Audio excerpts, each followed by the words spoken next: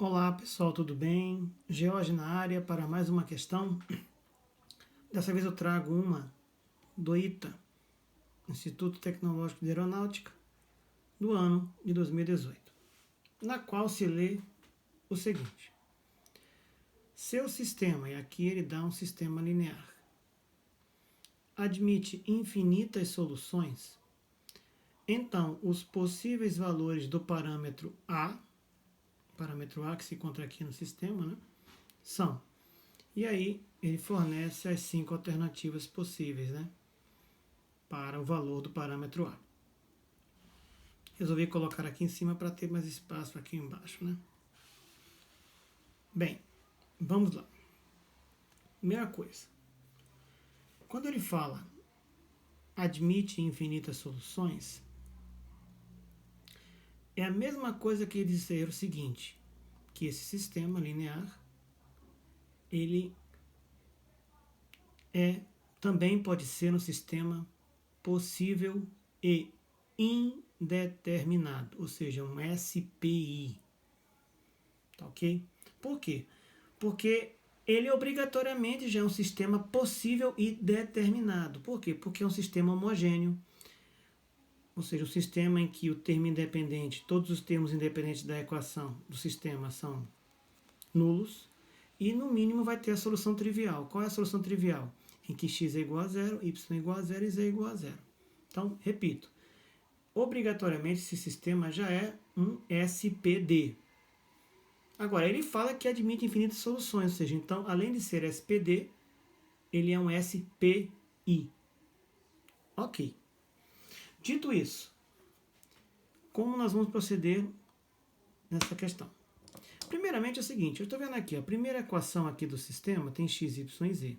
A segunda tem y e z e a terceira tem x, y e z. Então, eu vou reorganizar esse sistema, né? Vou reescrevê-lo, melhor dizendo. Eu vou permutar a segunda com a terceira equação. Tudo bem? Então vamos lá. Então vou escrever x mais y mais z igual a zero. Então, como eu falei, eu vou trocar a segunda com a terceira, permutar. Então, eu vou ter x mais a y mais a ao cubo menos 1, tudo isso multiplicado por z, igual a zero.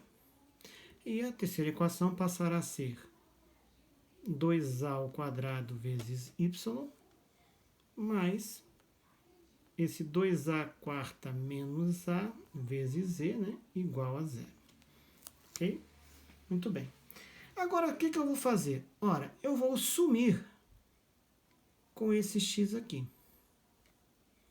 Vou sumir. Depois eu vou explicar por quê. Como eu vou fazer isso? Muito simples. Eu vou multiplicar a primeira equação por menos 1, ou seja, toda esta equação aqui por menos 1, e daí eu vou somar com a segunda equação os termos semelhantes. Tá certo? Então vamos lá. Vou repetir a primeira equação. X mais y mais z igual a zero. E agora eu vou fazer o que eu tinha dito anteriormente. Vamos lá. Menos 1 vezes x dá menos x. Menos x mais x dá zero. Opa, já assumi com o termo que eu queria assumir. Ótimo. Então vamos lá. Menos 1 vezes y dá menos y. Menos y mais ay vai ser igual a menos 1y. Certo? Menos 1 vezes z dá menos z. Menos z vezes isso daqui vai ser igual a ao cubo menos 2 que multiplica z. Tudo isso aqui igual a zero. E vou repetir a terceira equação. 2a ao quadrado vezes y mais, abre parênteses, 2a quarta menos a, fecho parênteses, tudo isso multiplicado por z, igual a zero. Ó, ele quer, na questão, os possíveis valores do parâmetro A. Então, o que eu vou fazer agora? Eu vou esquecer a primeira equação. Vou nem dar bola mais para ela. Por quê? Porque o que me interessa aqui é o valor de A, não é o valor de x, y ou z. São os possíveis valores do parâmetro A e não das incógnitas. Então eu vou esquecer a primeira equação. Eu vou focar, tanto que eu vou até destacar em verde, eu vou focar minhas atenções apenas nessas duas equações, nesse pequeno sistema que está dentro desse sistema maior. Certo? E aqui eu vou aplicar a chamada, vou levantar um pouco aqui para que vocês possam ver, regra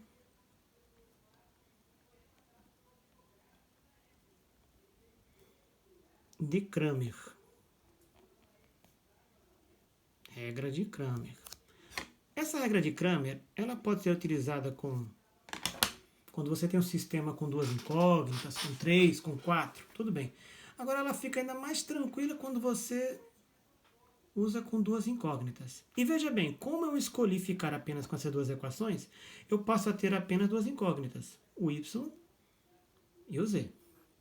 Em que pese, repito, o meu objetivo na questão não é descobrir valores de y, z e x, ou seja, das incógnitas, e sim os possíveis valores do parâmetro A. Tudo bem? Então, o que diz a regra de Cramer? Bem, a regra de Cramer me permite verificar se um sistema é possível e determinado, se ele é possível e indeterminado, ou se ele é impossível. E normalmente, quando você utiliza a regra de Cramer, você procura descobrir valores de parâmetros. É muito comum nos exercícios isso. E é exatamente isso que o exercício quer. Ele quer que eu descubra valores de um parâmetro, que no caso é o A. Entende? Então, como ele quer os valores para que o sistema seja possível e indeterminado, tem que haver o seguinte. Eu tenho que considerar três determinantes. Eu vou trabalhar aqui por meio de determinantes. Um determinante chamado D, um outro determinante, que é o D, no caso dy, né, porque aqui eu tenho a incógnita y, e um outro determinante, que é o D de z. Vocês verificarão que só vai me interessar o D.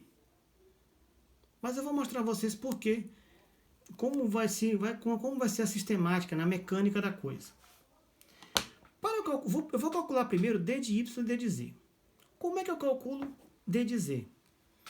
Eu pego o seguinte determinante para D de y, o seguinte determinante. No lugar dos coeficientes de y, eu vou colocar os termos independentes do sistema. E quem são os termos independentes? Zero. Então, vou colocar aqui, ó, 0 aqui em cima, 0 aqui embaixo. E vou repetir os coeficientes de z.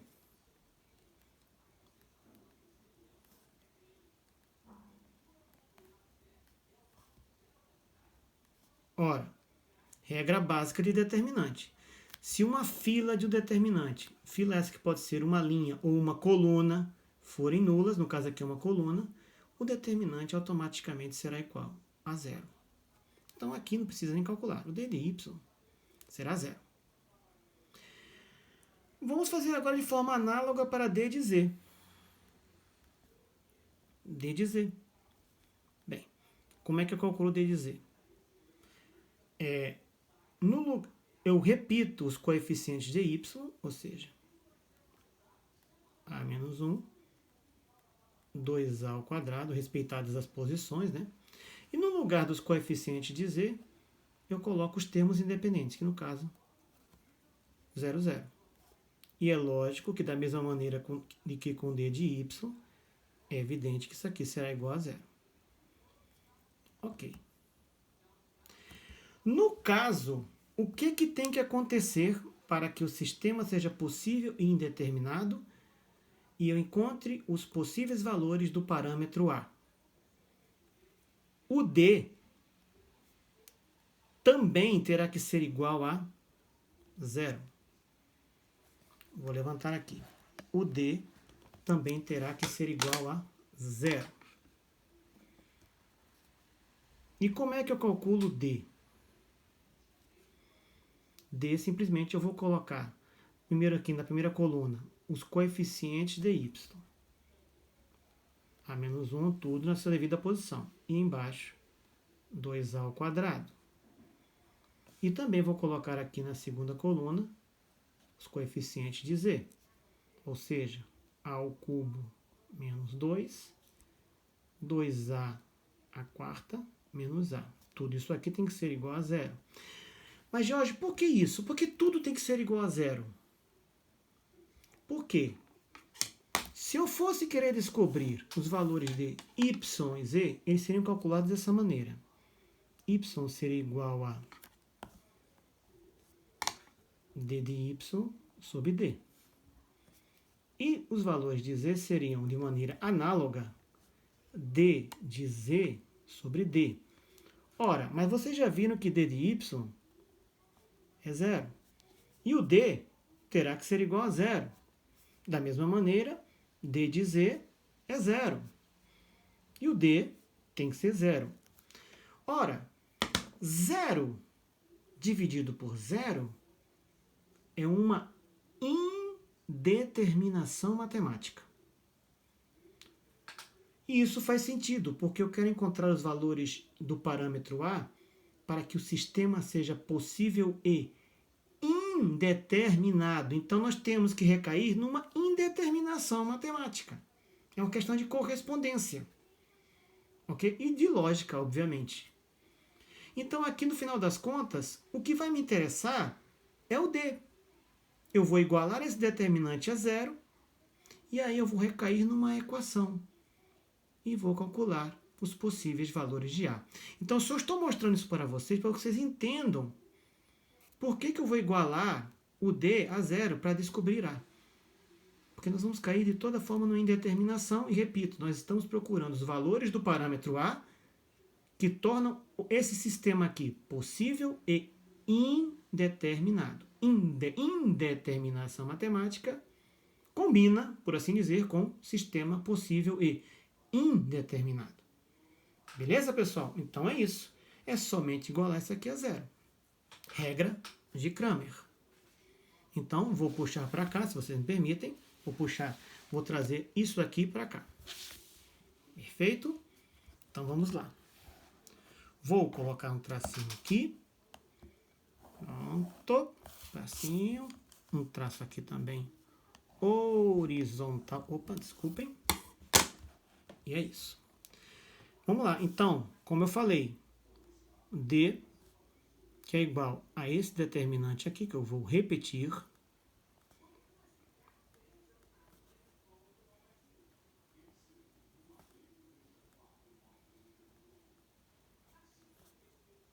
Isso tem que ser igual a zero. Bem, aqui é um determinante de segunda ordem muito simples, muito fácil de fazer. Não é verdade? Produto da diagonal principal menos o produto da diagonal secundária. Então, vamos lá. 2a à quarta vezes a dá 2a à quinta. 2a à quarta vezes menos 1, teremos menos 2a à quarta, menos a vezes a, menos a ao quadrado.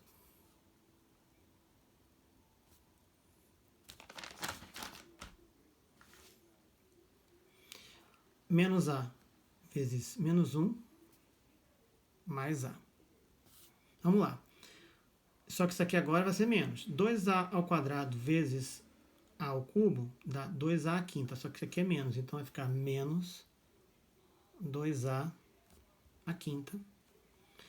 2a ao quadrado vezes menos 2 dá menos 4a ao quadrado. Só que aqui no caso vai ter que trocar o sinal. Então vai ficar mais 4a ao quadrado. Ok? Tudo isso tem que ser igual a zero. Bem, 2a à quinta menos 2a à quinta, obviamente nós podemos simplificar. Continuando aqui, vamos lá.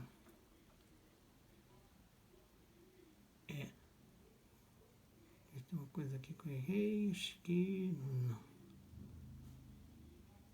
Tá. Então, temos aqui menos 2a à quarta. Aqui nós temos 4a ao quadrado menos a ao quadrado, dá 3a ao quadrado. E aqui eu tenho mais a. Tudo isso aqui igual a zero. Como o termo de maior grau está negativo, eu vou multiplicar essa equação toda por menos 1. E aí eu vou ficar com o seguinte, eu vou ficar com 2a à quarta menos 3a ao quadrado menos a. Isso aqui igual a zero. Ou seja, nós acabamos recaindo numa equação do quarto grau. Você está percebendo? Recaímos numa equação do quarto grau. Bem, ele quer, no final das contas, os valores do parâmetro A. Da observação dessa equação, de cara, nós podemos já descobrir dois valores de A. Eu posso dizer tranquilamente, vou chamar de A1, tá? O primeiro valor de A, A1, ele pode ser igual a zero. E também posso chamar de A2, né? Que A pode ser igual a menos 1. De cara, eu posso afirmar isso por simples observação da equação. Como assim, George? É só você substituir esses valores na equação, meu querido. Se você substituir a zero, aqui vai dar zero, aqui vai dar zero, aqui vai dar zero. Ok. Se você substituir por menos 1 aqui, também você terá tudo igual a zero. Então, já descobrimos dois valores de A. E se você for verificar no gabarito, ó, no gabarito todas as opções têm 0 e tem menos 1. De cara. Ok? Muito bem. E agora, como nós vamos calcular os outros valores de A? Vou utilizar aqui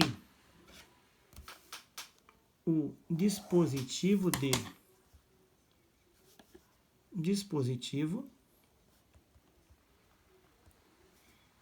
de Briot-Ruffini. Para que serve o dispositivo de Briot-Ruffini? Serve para você baixar o grau de uma equação. Se eu tenho, por exemplo, uma equação aqui, que ela está no quarto grau, eu posso baixar para o terceiro grau. E depois eu posso baixar para o segundo grau. Mas para isso eu tenho que saber uma raiz, pelo menos, dessa equação. E eu tenho duas raízes aqui, ó, dessa equação. Então, vou utilizar o método de Briot-Ruffini. Bem, então como é que a gente faz isso? Faz o seguinte esquema, isso aqui, ó. É dessa maneira. Vamos lá. Coloco aqui, nesse espaço, qualquer uma das raízes. Vou escolher aqui menos 1, que é uma das raízes. E vou colocar aqui na parte de cima os coeficientes dessa equação. Vamos lá. Primeiro, o coeficiente de quarto grau. O coeficiente do quarto grau é o 2. Então, 2. O coeficiente de terceiro grau, do A3, não tem o A3. Então, se não tem A3, você tem que colocar o quê? 0. Agora, o coeficiente de A2. A2, qual é o coeficiente? Menos 3. Ok, então, menos 3. Agora, eu pego o coeficiente de A. O coeficiente de A é o quê? É menos 1. Aqui eu coloquei muito grande. Vou colocar para cá, tá, pessoal? Ficou muito grande aqui. Tá, menos 1. E agora eu precisaria do coeficiente que é correspondente ao termo independente, que eu não tenho aqui. Aqui teria que ter, para ter o coeficiente independente, teria que ter o mais 1, mais 2, menos 3, sei lá. Mas não tem. Como não tem o termo independente, eu tenho que colocar aqui que é 0. Como eu falei, eu vou tirar daqui. Eu vou colocar para cá que ficou grande. Esse espaço aqui vai ter que ser igual a 0. Por quê? Porque eu estou colocando aqui uma das raízes da equação. Se eu estou colocando as raízes, a divisão tem que ser exata, ou seja, isso aqui tem que ser igual a 0. E como é que a gente faz? A gente baixa aqui o 2, que é o elemento que é o coeficiente do maior grau, e eu faço o seguinte esquema. Eu vou pegar o 2, vou multiplicar por menos 1. E do resultado aqui, eu vou somar aqui com 0. Como é que vai ser? 2 vezes menos 1, menos 2. Menos 2 mais 0 dá menos 2. A mesma sistemática eu vou fazer agora com esse menos 2. Menos 2 vezes menos 1, 2. 2 menos 3, menos 1. Repito essa mesma mecânica agora para menos 1. Menos 1 vezes menos 1, 1. 1 menos 1 dá 0. Repito para 0. 0 vezes menos 1, 0. 0 mais 0, 0. Ok, está certo, porque aqui é o resto e tem que dar 0. Então, o que aconteceu? Essa equação aqui, ela deixou de ser essa forma de uma equação de quarto grau e passa a ser agora uma equação de terceiro grau. Então, ela vai ser 2a ao cubo, perdão, 2a ao cubo, menos 2a ao quadrado, menos 2a ao quadrado, menos a, menos 1a, mais 0, igual a 0. Então, passei a ter esta equação. Uma equação de terceiro grau. Certo? E o que eu vou fazer com essa equação de terceiro grau? Vou aplicar, de novo, Briot-Ruffini nela. Mesmo esquema que eu fiz aqui, eu vou fazer agora com ela. Eu fiz com a do quarto grau, baixei para a equação do terceiro grau, vou fazer a mesma coisa para baixar para a equação do segundo grau. E a equação do segundo grau é mais fácil da gente calcular. Então, mesma coisa. Vou fazer o seguinte. Mesmo esquema, mesma sistemática, mesma mecânica. Né? 2, 1, ok. Então, o que é que eu vou fazer aqui? Bem, eu utilizei primeiro a raiz menos 1. Né? Agora eu vou utilizar outra raiz, 0. Vou utilizar aqui, ó, 0. Vamos lá. Qual o termo de A3? É 2. Coloco aqui. Termo de A2 é menos 2. Coloco aqui. O termo de A é menos 1. Coloco aqui. E no caso aqui, o termo de 0 aqui no caso é o próprio 0, né? Não tem aqui, então deixo aqui. E aqui vai ter que ser 0, como aqui também ocorreu.